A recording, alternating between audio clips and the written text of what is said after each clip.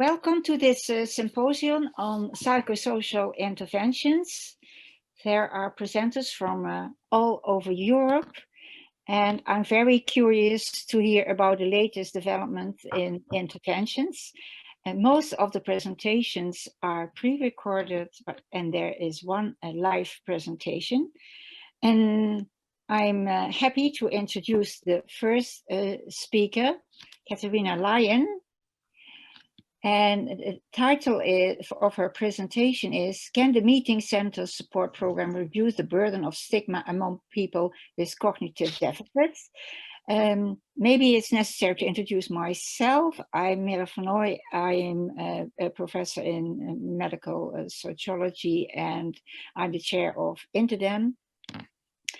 And the meeting centers are a product of Interdem, of Rosemary Joyce, and it's disseminated in many countries. And I'm very curious to hear about the Australian experience, because this is really far away. The floor is yours, Katarzyna. Hello, everyone. My name is Katarzyna. I'm working as a research fellow at Menzies Health Institute, Queensland, at Griffith University in Australia. I'm really glad for the opportunity to present my PhD research during Alzheimer's Europe conference. I would like to talk about the experience of stigmatization among people with dementia and MCI.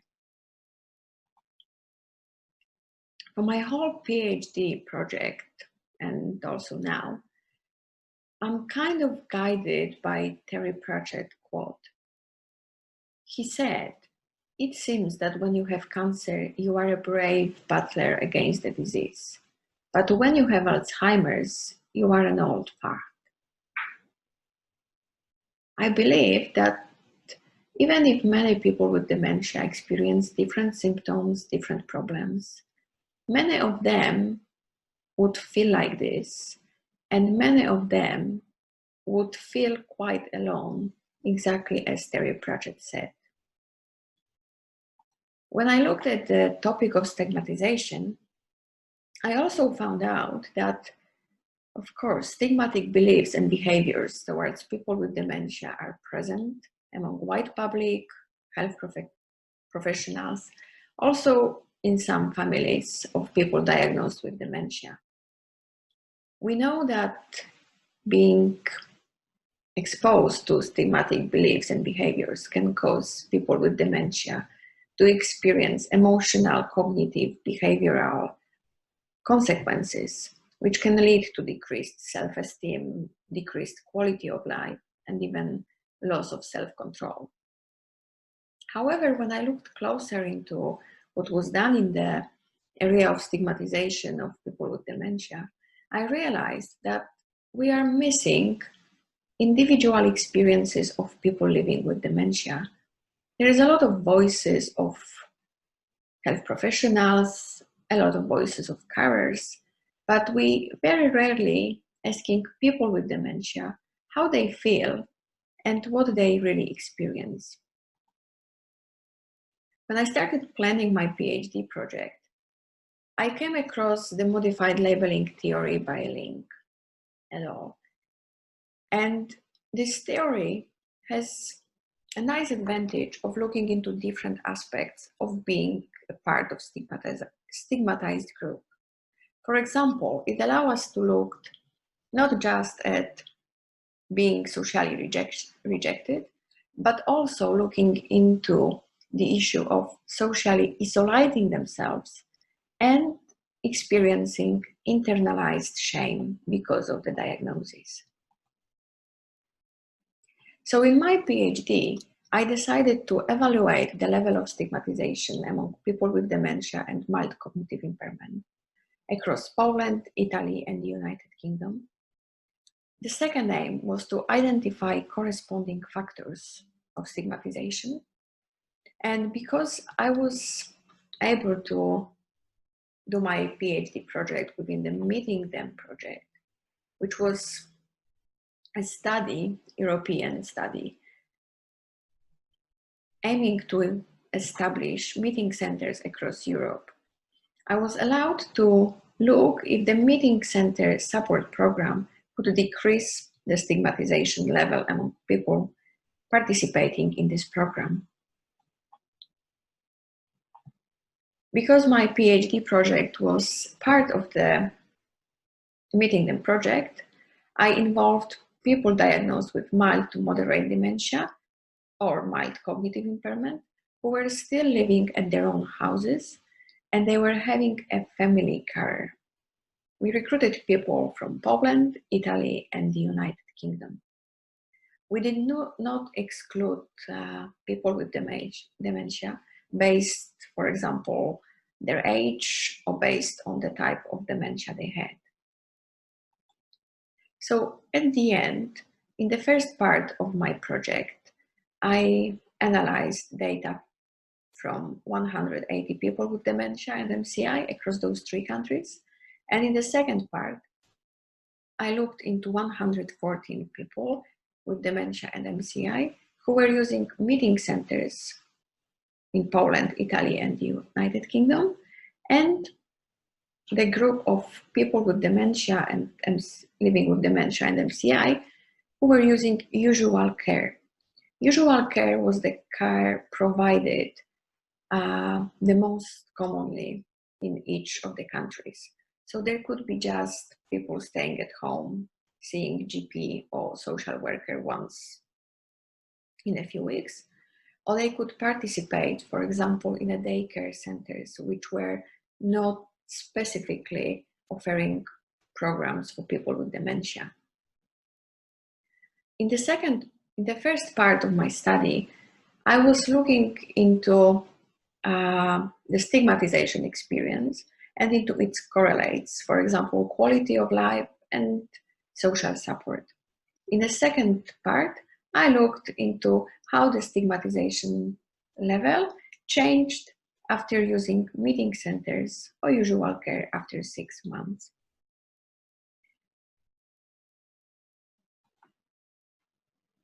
What we found in the research, when we were looking at the level of stigmatization, we noticed that people with dementia experienced, we could say, low to medium level of stigmatization based on the range of the scale. However, people from UK experienced higher level of stigmatization than people in Italy and Poland. We also noticed that stigmatization negatively correlated with social support and life quality.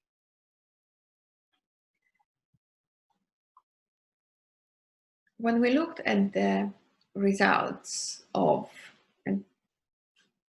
participating in the meeting center support program or in the usual care, we found some interesting results. For example, in Italy, the stigmatization level in general was significantly lower in the meeting center group following the intervention. In Poland, social isolation level increased among the usual care group after 6 months. And in UK, the social rejection level significantly raised over time in the meeting center group. What is important to add is that social rejection level was higher among UK participants than among people from Poland or Italy from the very beginning. When we looked at the all participants from all the countries together, we did not find any statistically significant differences for those 3 countries combined. So as presented in the results, we can see that experience of stigmatization in people with dementia and mild cognitive impairment seems to be very complex and relying on country or culture specific context and mechanism, which require to be taken into account while we're looking into stigma experienced by people with dementia. And we definitely need to look more into this topic. Based on my research, I can also say that there is a need to develop other methods to look into the stigmatization rather than stigma impact scale I used. The measurement stigma impact scale seems to have quite low validity within people with dementia and MCI. We can also conclude that higher level of stigmatization correlates with lower quality of life and higher social isolation. And when I talk about social isolation, I mean that people deliberately isolate themselves from the society. So even if we didn't find specific results for the meeting center support program to be particularly helpful in making people feel less stigmatized, it definitely is a strong need for providing support and care which would match needs and preferences of people living with dementia across Europe and over the world. Thank you very much for taking your time to join my presentation. I would like to say thanks to my supervisor from Poland, Professor Joanna Romaszewska and Dr. Dorota Szcześniak. I wouldn't be where I am without their help. And I would also like to acknowledge and say thanks to all my Meeting Them colleagues, especially to Professor Rosemary Driss for their support, encouragement, and help across developing this project. Thank you very much. Thank you very much for this very interesting presentation and the challenging data you have. I can imagine that there are questions, and I don't know whether there are questions on the chat yet. There are no questions in the chat. No question in the chat? No, yet. Yet, okay. Oh. There is one? Yes. One question is, did you have any theories as to why stigmatization is higher in UK? Yeah. Is family support more common in Italy and Poland? Yeah, so when we looked at our results, we were wondering what are the reasons that in UK people reported to feel more stigmatized. And in particular, we saw that people notice that they are more socially rejected. So one of our hypotheses to explain this was that the answer is within families' relationships, that probably Poland and Italy has different culture, and that can contribute to being more supportive and making feel less stigmatized. But on the other hand, we also looked into some linguistic informations, and we found out that because UK is an English-speaking country, people from UK have much better access to all the English-speaking movies, etc. And looking into mass media, dementia is still not very well presented. And even if we're watching some movies like Still Alice, some of those movies, instead of making us more aware of dementia, they can also increase anxiety and stigmatization among the wide public. So that could be also one of the reasons why people in UK report to be more stigmatized. Thank you. There are more questions. Maybe you can answer them in a written way. Well, I'm sure that there are even more questions than are posed here. Maybe we have time at the end, but I want to give the floor to everyone. So hopefully if you have time at the end, we will come back to you. Thank you so much for your presentation. Move on to the next speaker. It's I already announced your presentation. It's Hannah Christie from Maastricht University in the Netherlands. And your presentation will be on eHealth interventions. And if I understand it correctly, you are going to present live. Today, I would like to tell you about the findings I got from my study on implementing 2 evidence-based eHealth interventions for caregivers of people with dementia. These were Myinlife and Partner in Balance. I'll be talking about the findings from this sort of evaluation of their implementation, but I'll also give you some more findings that are from more studies in my broader PhD research. So, as I'm sure you all know, dementia care is highly dependent on informal caregiving. These informal caregivers are often friends, family, or neighbors of the person with dementia. And this care often has a significant impact on the informal caregiver. So, although informal care often has positive effects, such as an enriched relationship with the person with dementia and a greater sense of competence, there is often a significant negative impact, such as stress, burden, depression, anxiety, social isolation, and as we heard, sleep problems. eHealth has been cited as a possible promising solution to address these challenges. And when I talk about eHealth, I'm referring to the use of the internet to improve physical or mental health. So this study examines 2 eHealth interventions, and I will use these as examples here. So Myinlife, which is an app to organize dementia care, and Partner in Balance, which is an online course or intervention with a coach to help caregivers of people with dementia. But I will discuss these apps in more detail later. So eHealth has been shown to have a number of significant effects in this context. So improving self-efficacy and knowledge about dementia, as well as reducing those symptoms of depression and anxiety.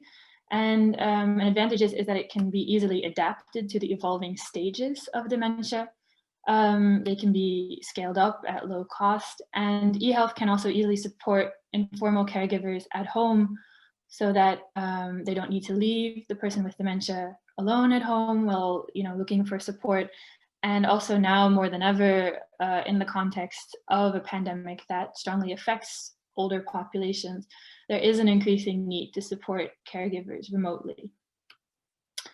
So, however, previous research has shown that psychosocial interventions in dementia, for these interventions, less than 3% of these evidence-based interventions are actually applied in practice. So in my PhD, I wanted to know whether this low implementation rate also applied to eHealth interventions specifically. So therefore, more broadly, the aim of my doctoral research was to gain insight into the factors that influence the implementation of eHealth interventions for caregivers of people with dementia. The study I'm talking about today took place as part of the EU Prevent Senior Friendly Communities project. So in this project, 32 municipalities in the EU border region Meuse-Rhine, which is a border region of the Netherlands, Belgium, and Germany, committed themselves to local awareness of dementia and depression in the elderly. A municipality is like a council or a county, so it's a local government that's responsible for things like culture and welfare and sports and health. So these municipalities were given the choice to implement 15 activities to carry out in their community. These included like a theater performance about dementia, photography, advice, but it also included 2 eHealth interventions, which were Myinlife and Partner in Balance. So in a little more detail, Partner in Balance is an online course with a coach that helps caregivers adapt to their new role after a diagnosis of dementia. The caregiver chooses a number of modules that suit their needs in consultation with the coach. And these modules consist of a video and exercises, and the coach then gives online feedback on the exercises the caregiver completes. Myinlife is a platform to help the caregiver organize their network around dementia care, so they can invite their own network to participate in the platform and help out with household tasks. Coming back to the Senior Friendly Community Project, we use this opportunity to study the real world implementation of these evidence-based eHealth interventions in the municipality to identify barriers and facilitators, and to assess the viability of the municipality as an implementation context for these interventions. So ultimately, 9 out of the 32 communities chose to implement Myinlife or Partner in Balance. And the first study, which I'll cover really quickly, showed that there was a lot of enthusiasm in the municipalities to implement these interventions, but that it was still a major barrier to implementation, that we could not tell them for how long these interventions would be available and how much they might cost in the future.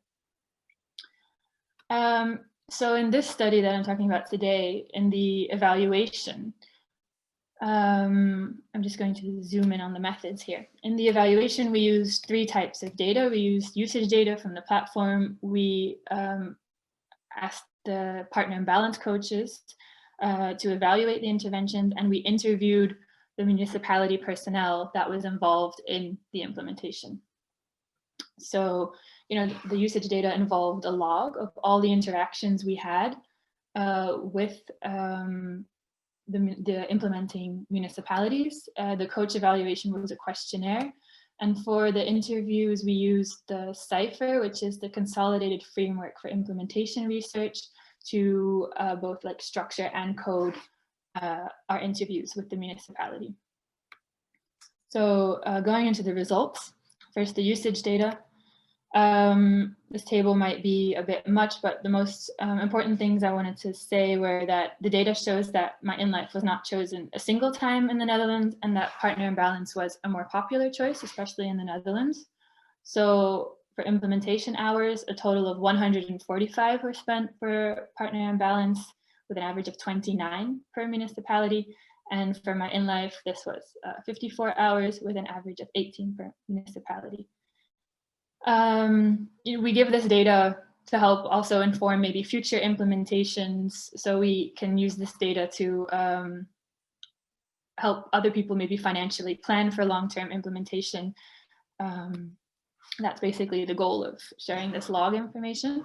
So in terms of the coach evaluations, the second part of the data, we saw that coaches expected the intervention to be time efficient but not cost efficient in the long run.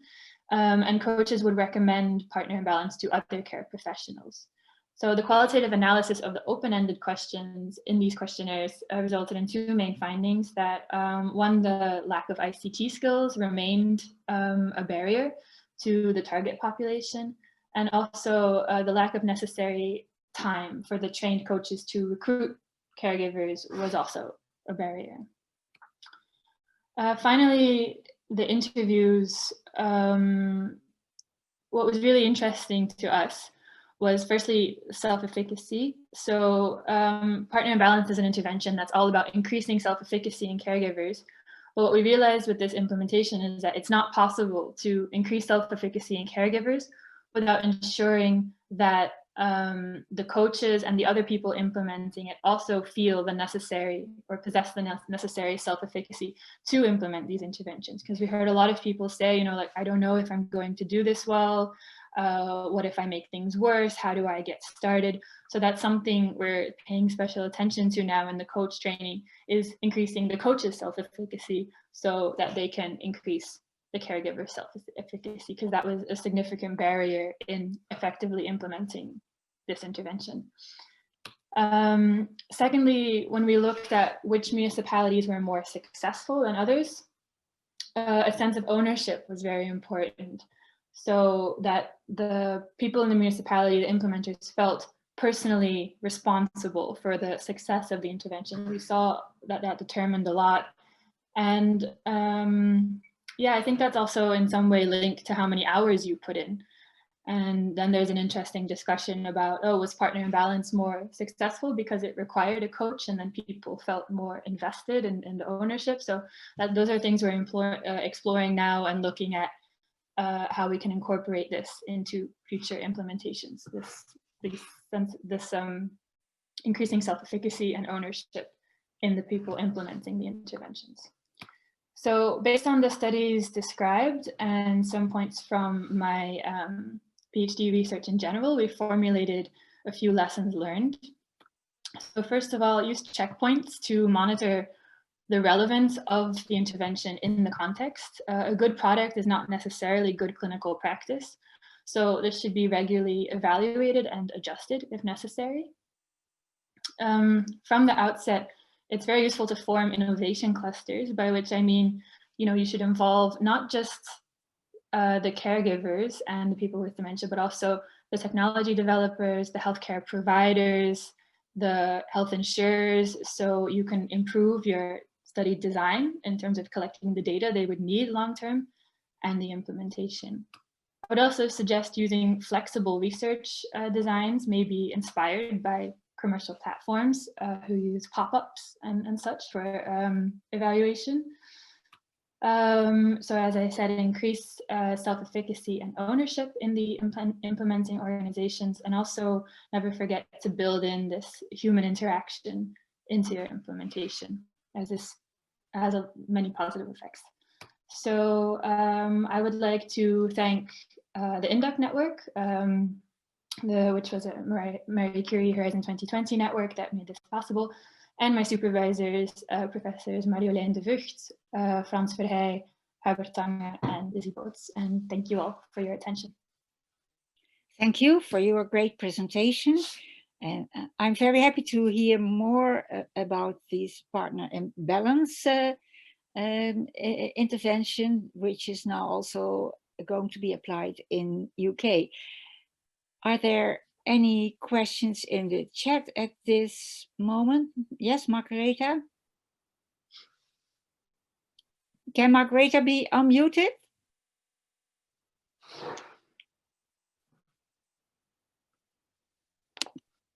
Can Margaretha be unmuted? Yes, okay. One is question, is there any plans to roll them out more internationally, your intervention? I suppose the work you have done on implementation already will be very helpful for this. Yes, thank you for your question. We are looking indeed at the UK as a new context. In terms of continuing the implementation in Germany and Belgium, that's something we're still looking at. But we have a concrete project going now to adapt partner imbalance to the UK context. It's been translated already, but I'm sure, as we all know, implementation is more than just translation. As I said, the context is so important here. So I think that's exciting. So that's in terms of adapting for different countries, but we're also working on adapting partner imbalance to new populations. So we've had a very positive response just this last week to our new modules for Parkinson's. So yeah, it's exciting that sort of doing this implementation research is also really expanding its reach. Thank you very much, Hannah. We have to move on now. And the next speaker will be Elise Coach. She's from the United Kingdom, and she is addressing a very important topic. What are we measuring when we test non-drug interventions in MCI and mild cognitive dementia? The floor is yours. Hello, my name is Elise Couch and I am a PhD student at King's College London. I'm really excited to be here today to tell you about my scoping review on outcome measures used to test non-drug interventions in mild cognitive impairment and mild dementia.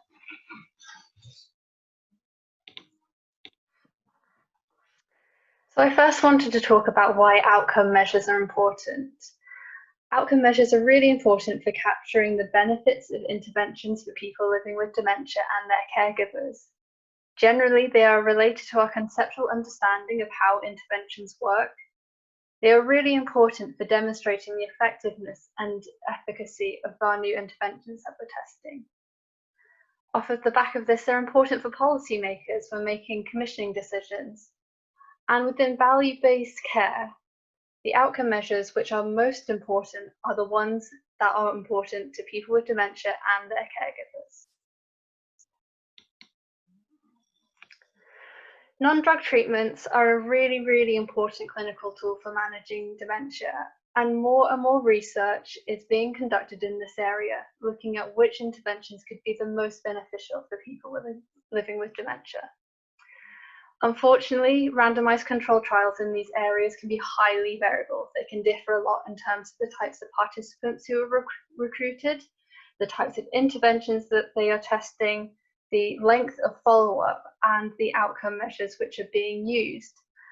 And it's important to say that this inconsistent use of outcome measures makes it really difficult to draw meaningful comparisons between the different interventions that we're testing. And I think it's really important to reiterate that when we're selecting outcome measures, they should be based on the expected mechanisms of change. Where they are not, they are less helpful. So this is an issue that has previously been identified in this area of research, and in 2008, Interdem drew a consensus across Europe on which outcome measures should be used in psychosocial interventions. Now, they drew recommendations for 22 outcome measures across 9 domains, including quality of life, mood, global functioning, behaviour, daily living skills, caregiver mood, caregiver burden, and staff morale. Many European experts and researchers were consulted in this consensus. However, only 2 caregivers were included in the consensus making. Furthermore, since this research was conducted in 2008, it's unclear on whether these recommendations have yet to translate in practice. Has it really affected how researchers select the measures for their interventions?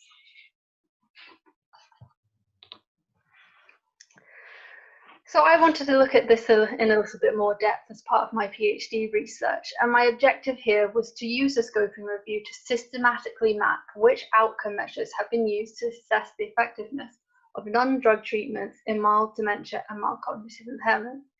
It's really important to say that I limited it to mild dementia and mild cognitive impairment because the overall objective of my thesis is to understand the benefits of diagnosing dementia early. So in that case, I was really interested in what the literature said were the benefits, and understanding the benefits is really quite inherently linked to which outcome measures have previously been used.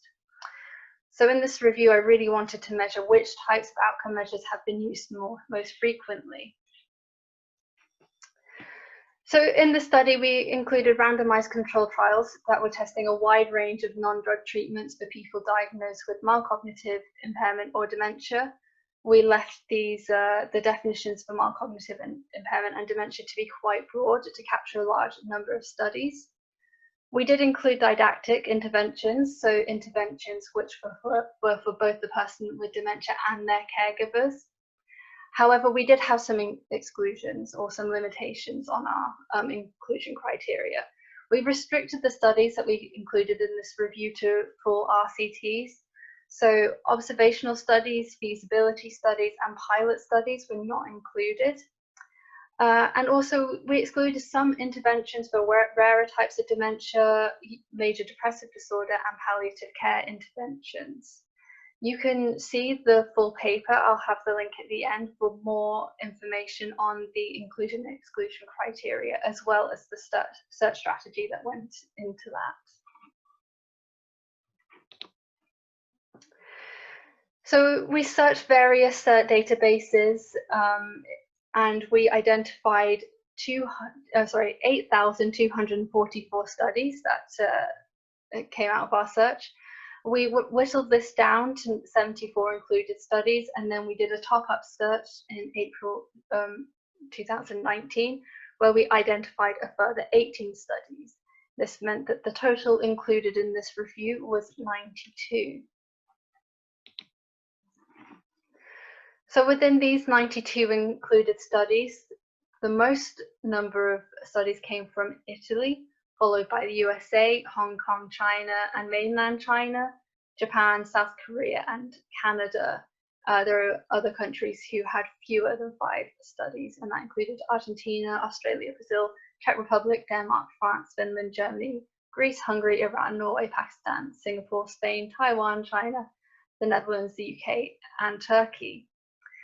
Most studies were conducted on participants who had a diagnosis of mild cognitive impairment, and there were 71 of these studies. 14 were conducted on people with mild dementia, and 6 included both participants with mild cognitive impairment and mild dementia. In addition to this, 8 of the included studies also allowed for caregivers, so 8 interventions were didactic interventions. In this study, the most common type of intervention that was trialed across the included study was cognitive training. This was followed by physical activity, and then after that, physical activity and cognitive training combined. So in these 92 included studies, we extracted 358 individual outcome measures. Only 78, which is 22% of these outcome measures, were used more than once. The vast majority of these outcome measures were measures of the person living with dementia, and by far and large, cognition was the most commonly measured outcome or domain. And this was measured 219 times. The MMSE was the most common measure used within this domain and out of all outcome measures in general, and that was measured 37 times. The next most common domain of outcome measures was behavioral and psychological symptoms, with depression being the most common within this domain. Measures of everyday living were used 20 times, physical outcomes were measured 15 times, and quality of life was similarly measured 15 times. Measures of caregivers were less frequently used across the included studies. We extracted 11 caregiver measures in total. Depression was the most common of these, and it was measured 5 times. Caregiver burden was measured twice, making it the second most common. General well-being, knowledge of memory strategies, and quality of life were measured once each. We also extracted whether the year that the study was published, and we looked at whether there was any differences in outcome measures over time. This black line here shows the number of studies, and we can see that as time goes on, non-drug studies are becoming more and more frequent. Quality of life was less commonly measured in the past, however, it's slowly been increasing, and measures of cognition are by and large the most common outcome measure being used, and they have consistently remained the most common type of outcome measure being used.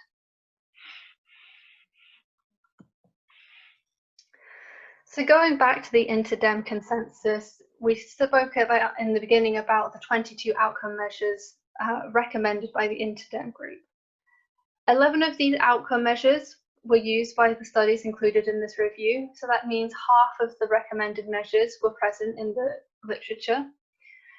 All measures recommended for patient mood, patient quality of life were charted in this review, so we did find studies who were using these measures. However, measures for daily living, caregiver mood, caregiver burden, and caregiver quality of life were only used once across the 92 included studies. And we also didn't find any studies which used any of the recommended global measures. Staff morale wasn't relevant or didn't sort of fit within the inclusion-exclusion criteria of the study, so we didn't count that. So there are some implications to this. There is a wide variety of outcome measures being used by researchers across this area of research, and only a very small percentage of these outcome measures are being used more than once. These efforts to create a consensus on which outcome measures has yet to translate into practice. Generally, we found that cognition, and the MMSE in particular, has been used way over any other domains or outcome measures. This is concerning because researchers should be clear on the expected mechanisms of change and select the appropriate outcome. There is a risk that we are emphasizing the biological aspects of the disease over some of the other more psychological aspects. Quality of life was amongst one of the least measures domained. However, this is rated as the most important outcome by people living with dementia, mild cognitive impairment, and their caregivers. Similarly, this study showed that caregiver measures have also been neglected. So what's next? Well, this inconsistent use of outcome measures is a real weakness in the literature of non-drug treatments. It's really important that we establish which outcome measures are the most valid and should be used over others. That being said, it's also really important that when these recommendations are made, that they are translated into practice. Outcome measures which are important to those affected by dementia and mild cognitive impairment should also be taken into consideration when establishing these guidelines. You can find the full paper for this scoping review at BMJ Open. Unfortunately, I was only able to give you the highlights, findings of the study. There is more information on the types of interventions that we extracted and how the use of outcome measures varied by intervention and the country that the research was conducted in.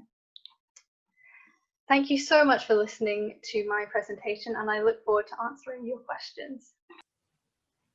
Thank you so much, Elise, for your presentation and for this valuable information. I have one urgent question. What about the relation between the intervention and outcome measures? So we did look at the type of intervention, and we sort of cross-tabulated that with the outcome measures being used, but there really wasn't much different to what I presented in that PowerPoint. Generally, irrespective of what type of intervention it was, cognitive measures were the most frequently used. Okay, well, we could have a long discussion about this, and I really pity that we can't. And maybe you can have a look at the questions and answer the questions. But for now, we have to proceed to the last speaker, and that is Harleen Ray, and she is from the Institute of Mental Health of the University in Nottingham. And she is about to speak on a cognitive stimulation therapy. Hello everybody, my name is Harleen Rai and I am a researcher and PhD student at the University of Nottingham. And today I'm going to be telling you more about my feasibility study for a randomized controlled trial to evaluate the iCST app, which is for people with dementia. So iCST is based on cognitive stimulation therapy, which is a brief psychological group treatment for people with mild to moderate dementia. And iCST is the individual version of CST. It is home-based and it's one-to-one and can be done together with a family member or a friend. Both CST and iCST consist of several game-like sessions to actively provide mental stimulation and social interaction to people with dementia through several different activities. A few examples are given here on this slide. So 2 research studies, one for CST and one for iCST, showed that CST can lead to improvements in the cognition and quality of life of people with dementia, and iCST can lead to improvements for the quality of life of the carer and improvements in the quality of the relationship between the carer and person with dementia. So both types of intervention show different kinds of benefits, and both are currently paper-based. So for my study, we developed a computerized version of iCST, which could be used on touchscreen tablets, such as an iPad, in the form of an application. So this was named the iCST app. So here we have some screenshots of the app. So when you open it, you see the welcome screen. So you have a welcome button. If you click it, you can read more about the app itself. You have a start new activity button. If you click this, it will take you to this screen. Currently, we have 21 activities, and all activities are presented 3 at a time. So if you press this button, show other activities, it will show you another 3 activities. And you can choose one going from there. And we also have 2 levels, and you can choose the level of your choice at the home screen. So the activities themselves, I've included 2 examples. So this activity is called being active. So rather than doing something on the tablet, there's a video which provides examples of physical games. And this activity is called sounds. So what you do here is you play a sound, and then you listen to it, and then you match it to the image of the instrument that you think it belongs to. And once you've done that, it is followed by a discussion question, because like iCST, the iCST app is meant to be used together between a person with dementia, a family member, or a friend. And by including these kinds of questions, it is hoped that using the app can also promote social interaction between the users.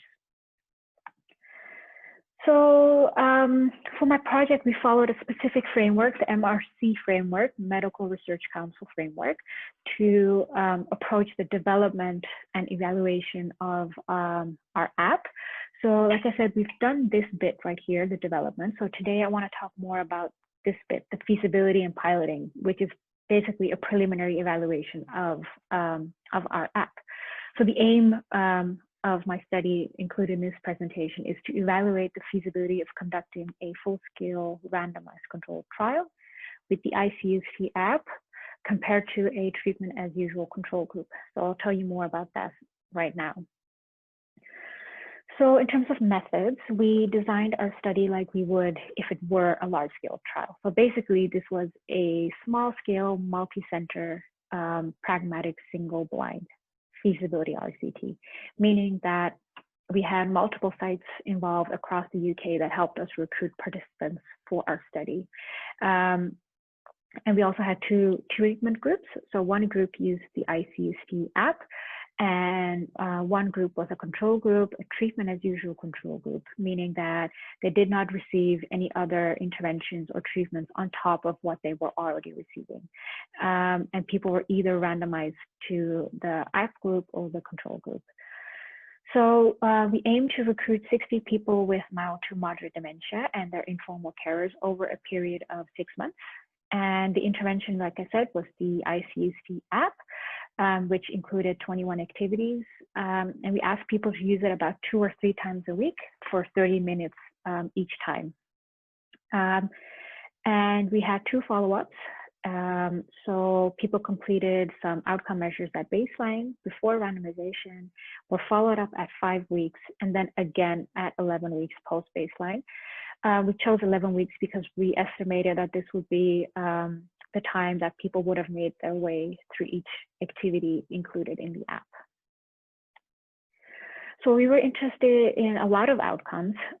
Some were study related, so the study process, study design, and others were outcome measures. So in terms of the study process and design, we were interested in so the screening rates, recruitment rates, randomization, and retention rates throughout the study, but also in terms of the acceptability of the outcome measures and the questionnaires that we included, and also a lot of features surrounding the iCST app. So did people find it useful, usable? How did people use it? How often did they use it? And we had a range of data collection methods, such as questionnaires and interviews, to collect this data. In terms of outcome measures, we also had a range of these for both the person with dementia and carers. We included cognition and quality of life for the person with dementia and the quality of life for the carer, and this was all based on previous CST and iCST research. So our preliminary results, so let's talk a little bit about the feasibility outcomes. So we were able to screen 384 participants, but we had to exclude 341, which was mostly due to our strict eligibility criteria. For instance, people needed to have access to their own touchscreen tablet in order to participate. So 43 people were randomized to the iCST group and the control group with a roughly equal distribution. And if you look all the way at the bottom here, you can see that 19 people of the 21 in the app group completed the last follow-up, and 21 out of the 22 in the control group completed the last follow-up as well, which means that we had quite a high retention rate throughout the study, which was pretty good. In terms of adherence, so how often and for how long people use the app, unfortunately, we saw that only 2 people spent the recommended amount of 60 to 90 minutes a week on the iCST app, and the majority spent anywhere between 20 to 60 minutes. One of the reasons for this is that we saw that people made their way through the app relatively quickly, even maybe halfway through the study. So towards the end of the study, they didn't really have any activities for them to do, so they wouldn't use the app as frequently. And of course, people sometimes had holidays or family commitments that made it difficult for them to use the app as well. We also presented a questionnaire to people with dementia and carers after they had used the app. And this questionnaire included 10 statements about the design, about the usefulness, and more relating to the iCST app. And we noticed that the carers rated the app better on each statement than people with dementia. But interestingly, both groups rated these 2 statements not as well as the other statements. So in terms of the usefulness and willingness to use it frequently. And again, we think this has to do with the fact that there wasn't sufficient relevant content for people to be able to use it frequently enough. And we think this may have led to people finding it less useful. In terms of what people have said in the calls and the interviews, generally people thought the design was quite sophisticated and well presented, and people also identified potential benefits. So one person with dementia found that the app helped her to think, or it made her think more about the content in the app, and a carer reflected on how she saw a difference in the person she was caring for in terms of his cognition, which was really encouraging. And of course, participants shared improvements to be made, of which including more relevant content was the most important, along with providing more guidance and clarity on how to use the app. In terms of the outcome measures, we should be really careful because this was such a small sample size, we cannot be conclusive in terms of our results. But we did find a significant result for the carer's quality of life at the second follow-up, which is an interesting sign. But we didn't find any other significant effects on any of the other outcome measures for the person with dementia or carer. It doesn't necessarily mean that they aren't there, but we would need a larger study with more people and adequate power to really detect the exact effects on the other outcome measures. So in sum, with our study, we found that there were challenges in recruitment, in adherence, and also in the app itself. But we also found that all participants accepted their randomization outcome, and there were really high retention rates throughout the study. The iCST app was also reviewed positively, but amendments are needed. And our preliminary results are similar to previous paper-based iCST research when we think about the quality of life of the carer. And we hope that by developing the iCST app, that we can improve the accessibility to CST and iCST resources on a global level, but with the added value of interactive technology, especially in these times with COVID-19, where there's a need for more remote resources to provide mental stimulation to people with dementia from the safety of their homes. These are some key recommendations for a larger scale trial. So we do recommend to undertake a large study, but with the necessary modifications, which include increasing capacity to support a larger study so we can boost recruitment. We need to modify some of the eligibility criteria so we can also boost recruitment through that.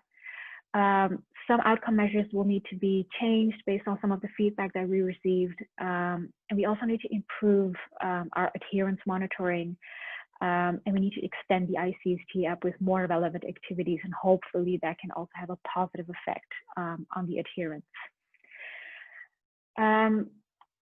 If you're interested in using the app or reading more about it, you can find it on your Apple Store or your Google Play Store, and you can also go to thinkability.eu Feasibility is the name of the app under which it has been released. And these are my acknowledgements, and thank you very much for your time, and I look forward to answering some questions. Thank you very much, Harleen. And unfortunately, it's not possible due to the time constraints to answer the questions, but there are a lot of questions and you might want to answer them in the chat function. I want to end this session, but not before I will say a great thank you to all presenters for their inspiring presentation and the way they presented it. And also for raising new questions which can enhance the debate the next year.